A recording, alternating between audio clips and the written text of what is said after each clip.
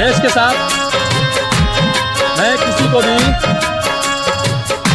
रहते हुए शरीर में जब तक प्राण है रहेंगे किसी का भी खिलवाड़ नहीं करने दूंगा।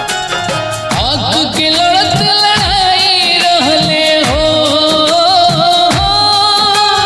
आग के लड़त लड़ाई रहले, सिस्टम सुधरे चाह रहे, जान से कहे मरले मुदैया, कौन बड़ गुनाह रहे, जान से कहे मरले मुदैया।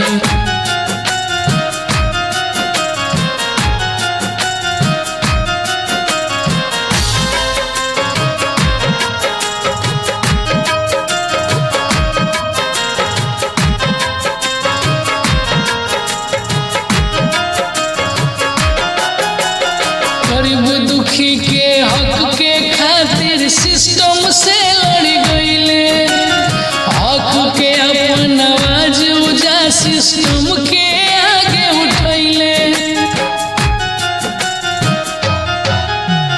गरीब दुखी के हक के खातिर सिस्टम से लड़ गईले, हक के अपन आवाज ऊंचा सिस्टम के आगे उठैले। जनता के चहेता रहले, जनता के परवाह रहे, जान से कहे